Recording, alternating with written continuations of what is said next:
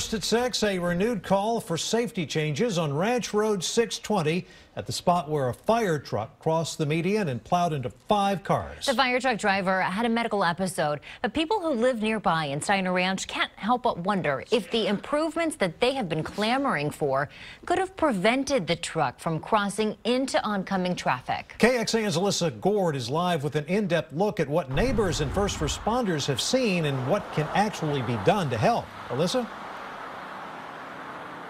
Sydney and Robert, that crash yesterday happened up the hill behind me, all the way up the hill. The road looks like this the whole way through. The only thing separating the 2 lanes on either sides of traffic are just some painted lines on the ground. Neighbors here tell me they call that the suicide lane.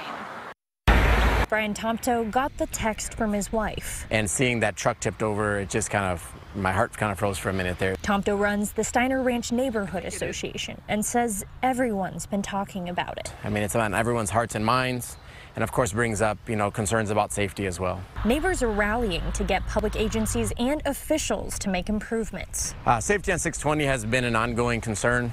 The volumes on 620 have gone up tremendously in recent years. Campo approved nearly $60 million for safety improvements on RM 620 earlier this month, but not for the area where this crash happened.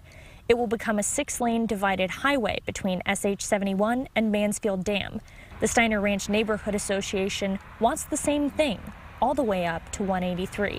There's been a lot of tragic accidents along different parts of the roadway. TxDOT tells us they have plans to install barriers as part of the 620 and 2222 bypass project just north of Steiner Ranch. But they say barriers would not have prevented Wednesday's crash because it happened in the middle of an intersection where barriers wouldn't go. Obviously, transportation is a very complicated issue, but we support any effort that would make 620 safer, allow more access points for residents. And I think this accident really just puts an exclamation point on the importance of making things happen fast. Alyssa Gord, KXAN News. And we learned from the Lake Travis Firefighters Association today that those firefighters who were involved in the crash had actually responded to another collision on 620 earlier that same morning. We also heard that the firefighter who was operating that fire engine is still in the hospital recovering. Sydney and Robert, back to you. Alyssa, thanks. TxDOT's Project Tracker website shows it's about to begin a $1 million project to repave the 3.5-mile stretch of 620 between Mansfield Dam and 2222, and that should be completed by next March.